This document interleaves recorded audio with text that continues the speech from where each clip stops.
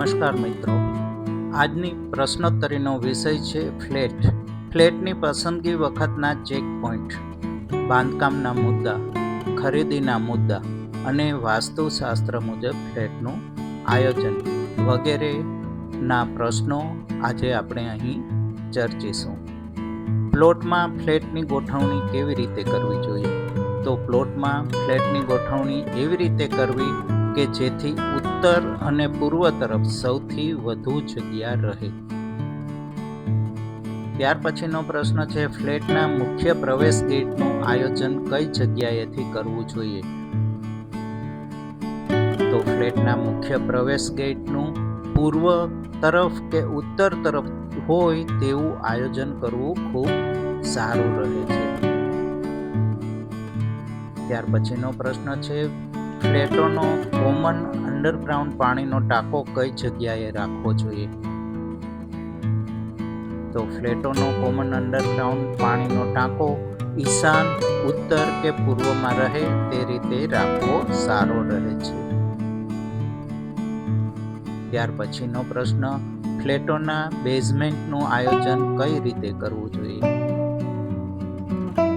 તો ફ્લેટોના બેઝમેન્ટનું આયોજન પૂર્વ કે ઉત્તર તરફ રહે તે રીતે કરવું સારું રહે છે. મિત્રો, ચેનલને હજી સુધી લાઈક, શેર અને સબસ્ક્રાઇબ કરેલ ન હોય તો લાઈક, શેર અને સબસ્ક્રાઇબ જરૂરથી કરજો. ફ્લેટોનું આયોજન કેવી રીતે કરવું જોઈએ? તો બાજુના ફ્લેટોનો વચ્ચેનો ભાગ ખુલ્લો રહે તેવું આયોજન કરવું જોઈએ. ત્યારબાદ જાણીશું ફ્લેટોની ઊંચાઈનું આયોજન કેવી રીતે કરવું જોઈએ.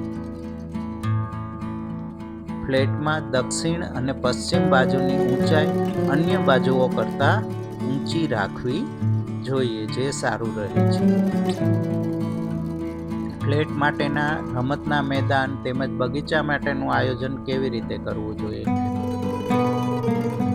તો ફ્લેટ માટેના રમતનું મેદાન તેમજ બગીચાઓ ઉત્તર, પૂર્વ કે ઈશાન ખૂણામાં થાય તેવું આયોજન કરવું જોઈએ. ત્યાર પછી જાણીશું ફ્લેટ માટેનો લાઇટ રૂમ તેમજ ટ્રાન્સફોર્મરનું આયોજન કઈ જગ્યાએ કરવું જોઈએ? ફ્લેટ માટેનો લાઇટ રૂમ તેમજ ટ્રાન્સફોર્મર અગ્નિ ખૂણામાં આવે તેવું આયોજન કરવું જોઈએ. ત્યાર પછી જાણીશું ફ્લેટ માટેની જનરલ સેપ્ટિક ટેન્ક, ખાડ કૂવો અને ગટરની વ્યવસ્થા કઈ રીતે કરવી જોઈએ? ફ્લેટ માટેની જનરલ સેપ્ટિક ટેન્ક, ખાડ કૂવો અને ગટરની વ્યવસ્થા વાયવ્ય ખૂણામાં આવે તેવું આયોજન કરવું જોઈએ. ત્યારબાદ જાણીએ ફ્લેટની ઓવરહેડ ટેન્કનું આયોજન કઈ રીતે કરવું જોઈએ? ફ્લેટની ઓવરહેડ વોટર ટેન્ક ક્યાં ન કરવી જોઈએ? ફ્લેટની ઓવરહેડ વોટર ટેન્ક દક્ષિણ, પશ્ચિમ કે નૈઋત્ય ખૂણામાં આવે તેવું આયોજન કરવું સારું. ઓવરહેડ વોટર ટેન્ક ફ્લેટની વચ્ચે ન કરવી જોઈએ.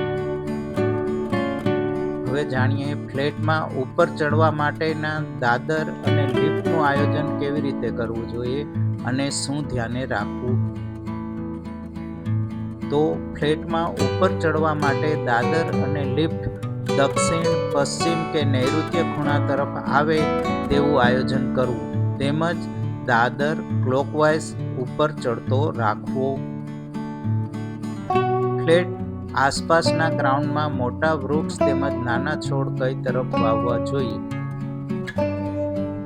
ફ્લેટની આસપાસના ગ્રાઉન્ડમાં મોટા વૃક્ષ વાવવાના હોય તો તે દક્ષિણ કે પશ્ચિમ તરફ જ વાવવા તેમજ નાના છોડ ઉત્તર, પૂર્વ કે ઈશાન ખૂણા તરફ વાવવા જોઈએ. મિત્રો, ચેનલને લાઈક, શેર અને સબસ્ક્રાઇબ જરૂરથી કરજો. ત્યારબાદ જાણીએ ફ્લેટનો આકાર કેવો રાખવો તેમજ પ્લાનિંગ વખતે કઈ તકેદારી રાખવી જોઈએ?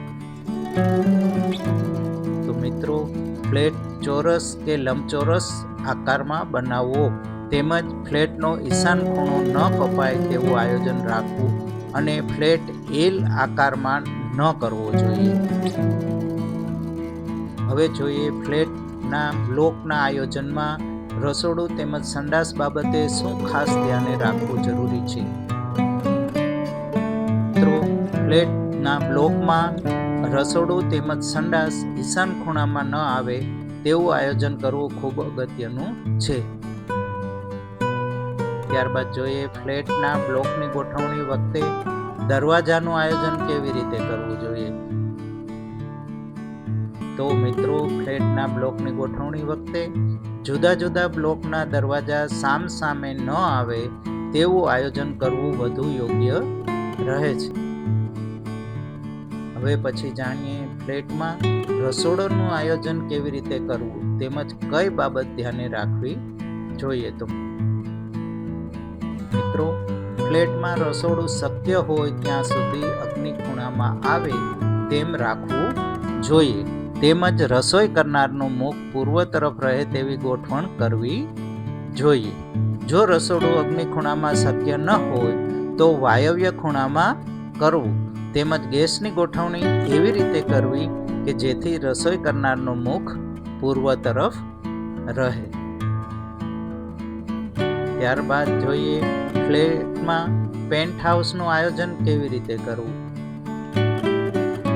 તો મિત્રો, ફ્લેટમાં પેન્ટ હાઉસનું દક્ષિણ કે નૈઋત્યમાં આવે તેવું આયોજન કરવું જોઈએ. ત્યારબાદ જોઈએ ફ્લેટના પ્લાનિંગ ડિઝાઇન વખતે કઈ બાબતો ધ્યાને રાખવી જોઈએ. તો મિત્રો, ફ્લેટમાં કોલમો બેકી સંખ્યામાં આવે તેવું આયોજન ડિઝાઇન પ્લાનિંગ વખતે કરવું જોઈએ. ફ્લેટના પ્લાનિંગ વખતે એક ફ્લોરમાં 2 બ્લોક હોય તેવું આયોજન કરવું ખૂબ સારું રહે છે તેમજ તેના દરવાજા ઉત્તર કે પૂર્વમાં આવે તેવું આયોજન કરવું સારું. તેમજ ફ્લેટના બ્લોકની ગોઠવણ વખતે જુદા જુદા બ્લોકના દરવાજા સામે સામે ન આવે તેવું આયોજન વખતે ખાસ ધ્યાને રાખવું. મિત્રો, આવી જ ઉપયોગી માહિતીઓ મેળવતા રહેવા building planning idea by Harendra Chudasama ચેનલને લાઈક, શેર અને સબસ્ક્રાઇબ કરવાનું ભૂલતા નહીં. આભાર.